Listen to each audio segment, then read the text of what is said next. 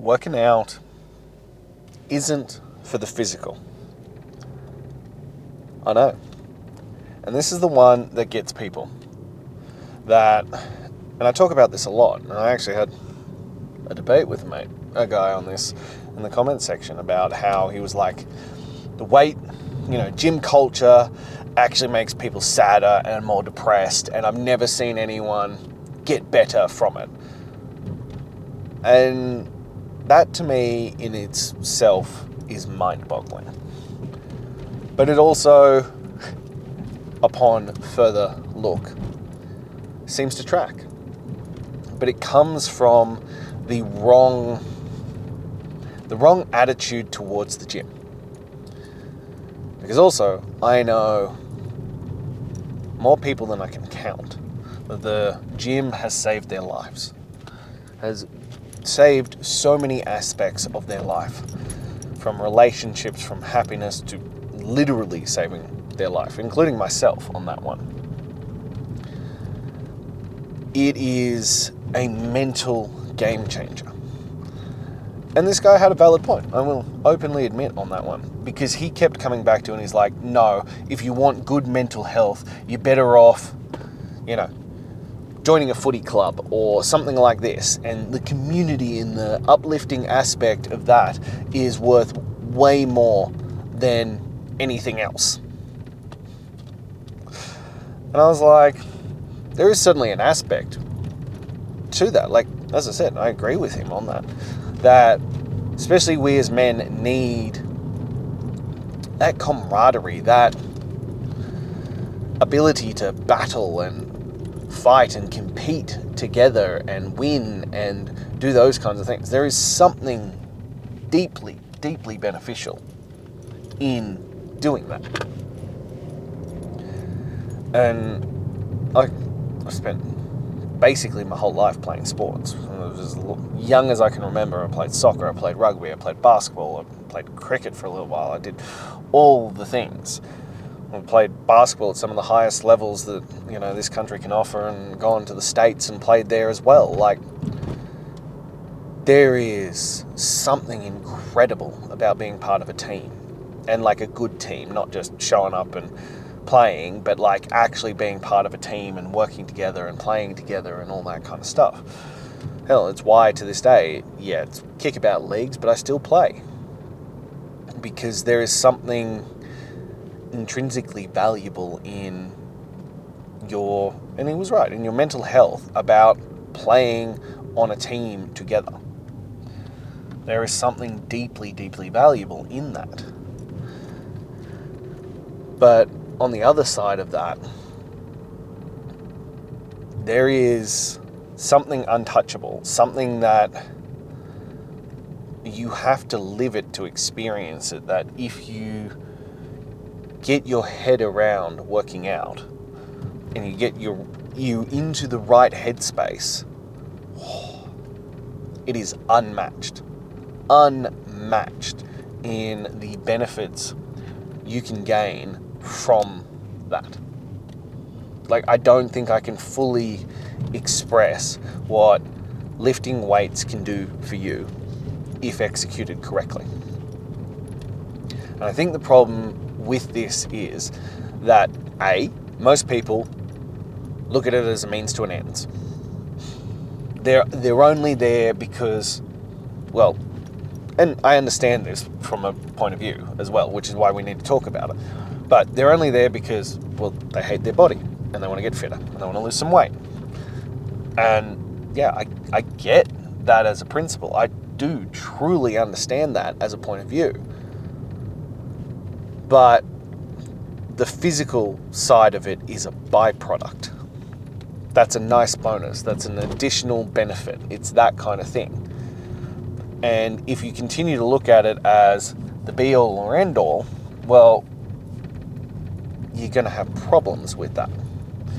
And it's why people burn out. It's why people suffer with it. It's why they hate it, because they're like, oh, I've got to go to the gym again. Well, yeah, of course it's going to take a toll on your mental health. If you hate showing up to it every single day, it's why you need to find the enjoyment in it. And That is not necessarily from the quote-unquote gym community. Like, I train by myself nearly exclusively. That's basically all I do. But that's me time. That's about being present with me, and it's about battling my demons. Because if you're doing it solely to get in shape, and that's often where it starts, don't get me wrong, that's where it begins because you hate where you're at physically. But as I state many times, it comes back to that one of the man who loves walking will walk further than the man who loves the destination. Because you've got to fall in love with the process. Working out has saved my life more times than I could count. Because it's a sanctuary, because it's safe, because it's a place to work out my demons, it's a place to deal with all those situations, all those issues in my head. It's a place to battle them and relieve them and address them and work through it. It is a place where when the world is out of control, I'm still in control. That's deeply important. That is hugely important. Because when you feel like you have no control over your life, when you feel like you have lost control of everything, what is truly, truly the only thing you can control? You and your physical actions. What is a more perfectly personified version of that than working out? You controlling you and your actions. You can control the pain, you can control the burn, you can control the effort, you can control the sweat, you are in control. It is a grounding, centering activity if you'll utilize it that way, if you'll channel it into that way. You using it as a means to an end because you want to, as I said, and there's nothing wrong with it, it's where we all start, but a means to an end because you want to drop 20 kilos. Or 30 kilos, or whatever it is, lose the man tits, like the ability to get up and down off the floor, the ability to play with your children, whatever it is that you are searching for. But that's all you're doing it for? Well, one, you'll reach a point when you get out of pain and you'll stop, and we've spoken about this before. But two, it'll be a grind because you're not seeking the benefits from it that you need to get from it. You're not trying to clear your mind. You're not trying to get present. You're not trying to get into the right headspace around it. There are so many things that you need to gain from this that you will only gain if you start making the right choices around it. That you'll only gain if you start switching your headspace around what is the purpose of this action. And it's not until you can find that place, find that peace, find that moment with it, that, well, things will get better. But yeah, I don't work out to look good. I don't work out to be fit. I don't work out to be healthy. They are incredible byproducts, and I'm stoked to have them. And I've spoken about this before, and people don't believe me, but I'm like, I love having a six-pack. It's wonderful. It is. I enjoy it. It makes me feel good. It makes me boosts my confidence and all those kinds of things. And I like looking good in the right clothes and all those stuff. Like, that's great. I like having a physical representation of my resume, of my effort and my dedication, that, you can look at me and go, that's a man who's committed. That is a man who's strong, fit, and healthy. Like, I enjoy those factors. But I work out for clearing up here. I work out to battle those demons. I work out to be in the right headspace to take on everything I need to take on in this life. That's why I do this. Everything else is just a benefit. And, I know this isn't just me, because if you get into the right circles, this is what is spoken about all the time. That you work out to battle the demons. You work out to push down the bitch voice. You work out to build that strength that you're going to overcome. That when you want to bitch out and you squeeze out one more rep, when you feel like you've got nothing left and you do just a little bit more. When you say that, oh, that's good enough, and you go, fuck that, and you keep coming back. There is so much mentality and benefit to doing this, to working out, to everything that comes with the working out, to the training hard, to pushing yourself, to getting comfortable being uncomfortable, to voluntarily every single day push your limits to see how far you can take it, to train so hard in practice that life becomes easy. These are the purposes of the training. This is what we are working towards. This is what we are doing. This is why we are doing it. And I think that becomes a huge, huge factor, because if you can, as I said, if you can switch your thinking towards that being the purpose of it. The purpose of the training is not to be in shape. The purpose of the training is not to be fit. The purpose of the training is not to be healthy. It is to become mentally strong and disciplined and focused and driven, and to have the capacity to do the work and to elevate yourself every single day. That is the purpose of the training. And when you do that, and when you get your headspace around that, well, suddenly you'll get more from it.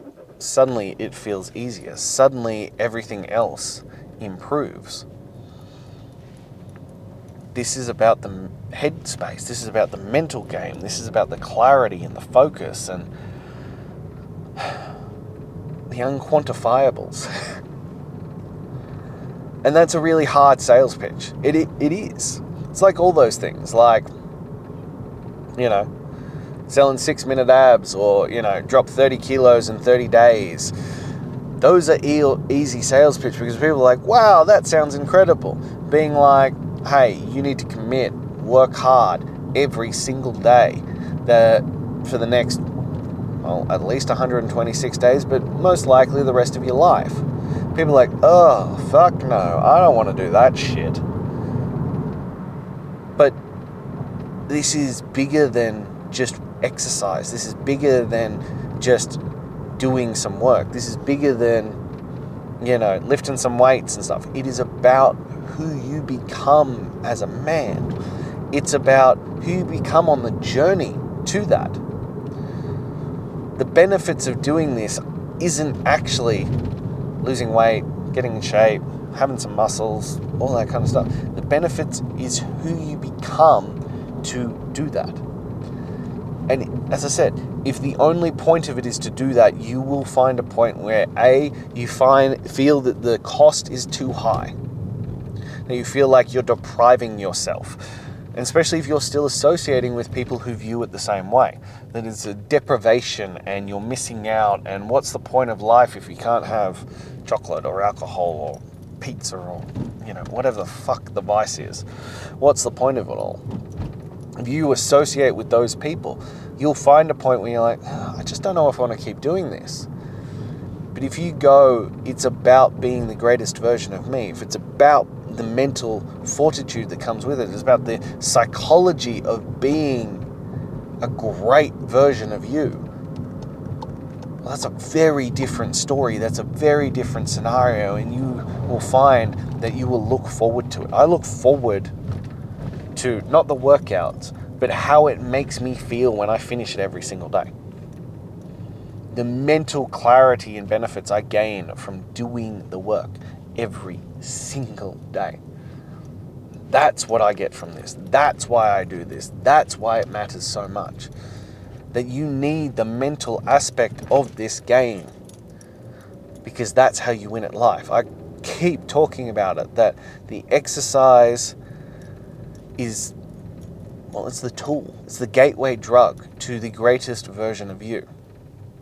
And if you accept that and you own that premise, suddenly everything in your life will improve and get better, because everything in your life is dependent on that, and you learn from that experience. It just spider webs out.